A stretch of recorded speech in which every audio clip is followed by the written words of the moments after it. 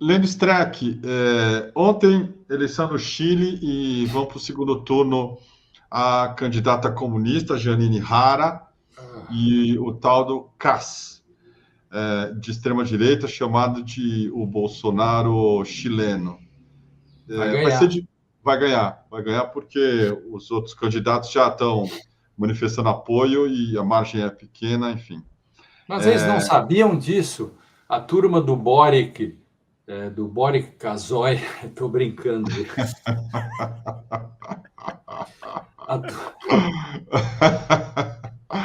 Ai, ai, a ai. turma do Boric lá não sabia que eleição é uma coisa para valer, que pode até achar bonito, assim, mas é que tem um lado pragmático. Você pode, no primeiro turno, ganhar. Mas como a eleição tem 2 turnos, no segundo turno todo mundo se junta e você está entregando. Eles estão entregando a eleição para a extrema-direita. Eles deviam ter pensado melhor isso. Isso é entregar. Você botar um candidato do Partido Comunista no Chile, com problemas de avaliação no próprio governo Boric, você está entregando a eleição. Isso aí é um serviço feito para entregar a eleição. A eleição está ganha, tá? A menos que o cara apareça numa filmagem metendo dinheiro nos bolsos ou então numa suruba. E Que aí a lista das coisas que deram errado lá é longa. Uma delas é essa coisa, sei lá, o Boric embarcou com tudo nessa agenda identitária. é isso. Isso aí é um ponto.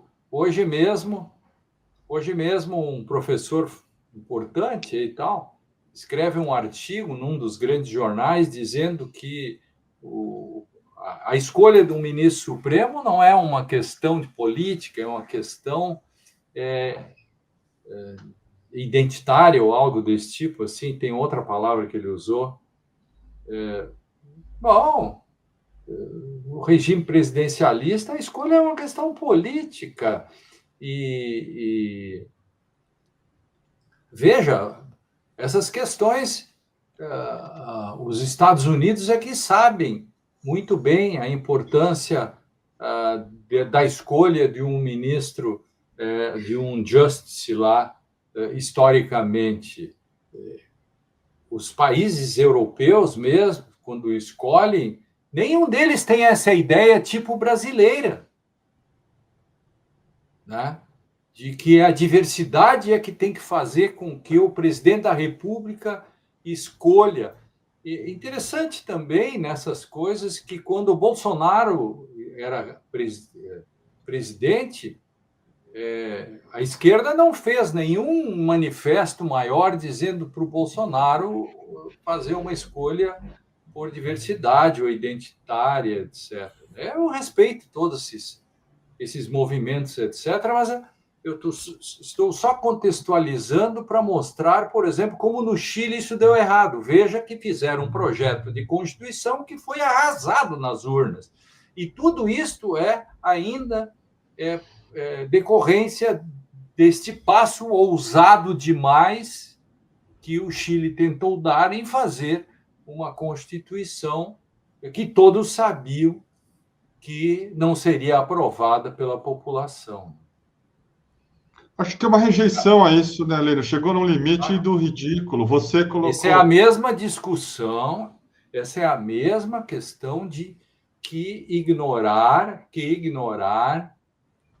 a pauta da segurança pública em nome de questões ideológicas.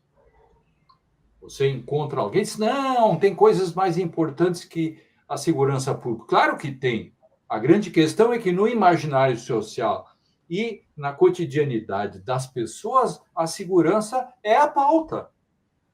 E os dados empíricos, e a gente lida com dados empíricos mostram que um governador que estava à beira da falência pessoal, política, etc., tem um upgrade com uma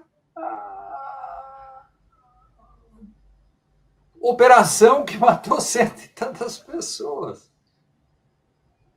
E aí não adianta o presidente da República dizer que isso é uma matança, etc., etc., ou dizer aquilo que nós já sabemos. A grande questão é qual é a perspectiva, a percepção das pautas que as pessoas têm. Qual foi a pauta do Chile? Segurança. Perfeito. Bateram todo o tempo. E qual vai ser a pauta no segundo turno? Segurança. Alguém vai dizer, mas isso está errado. Não é a discussão do certo ou errado. A discussão é a pauta realmente existente no imaginário social. Se você acha ela errada ou certa, você tem que se dar conta de que você não tem o poder e o condão de mudar a pauta.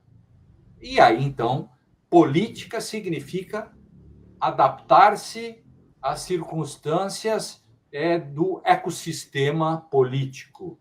Darwinianamente, você tem que se adaptar.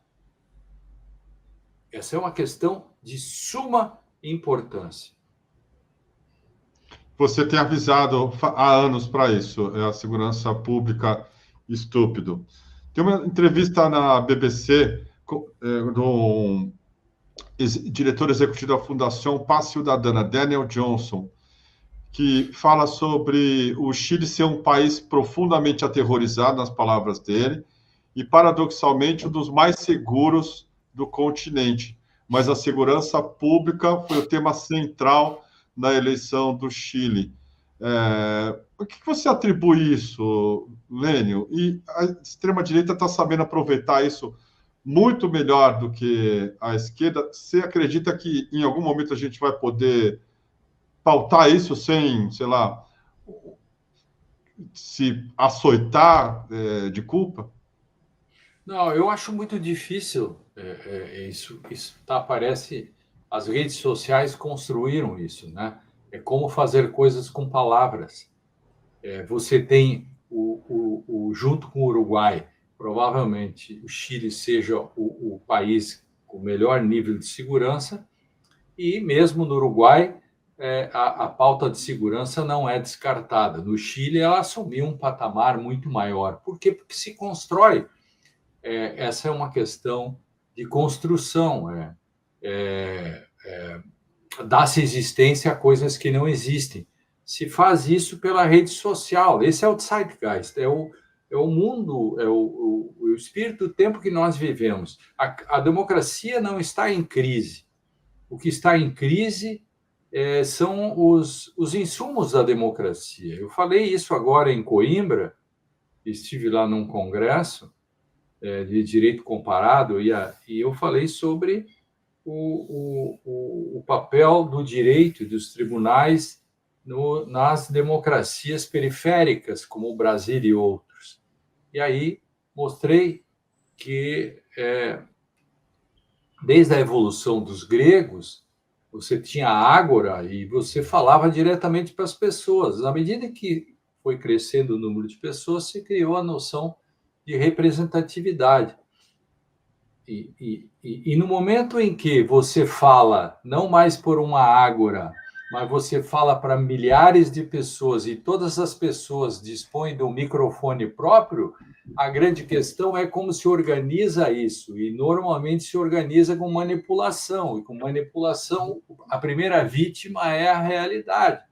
Então, os fatos são simplesmente relatados e são comprados como se fosse. Isto é, você está seguro na sociedade chilena, mas eu te vendo um discurso pelo qual você deve se sentir inseguro. E essa é uma questão que vai pegando. Existe, de fato, um setor periférico no Chile que se sente inseguro de fato, por causa das vilas, enfim, de uma série de coisas, das populações, enfim, pobres, etc. Agora, o outro setor médio acaba entrando nessa discussão. Aqui no Brasil é muito mais grave, porque nós temos território, coisa que os chilenos nunca passaram por isso. Nós temos territórios tomados pelo crime organizado, pelas milícias, máfias, etc., etc., que acabam colocando tudo isso a níveis muito perigosos, porque isso é uma questão que vem de décadas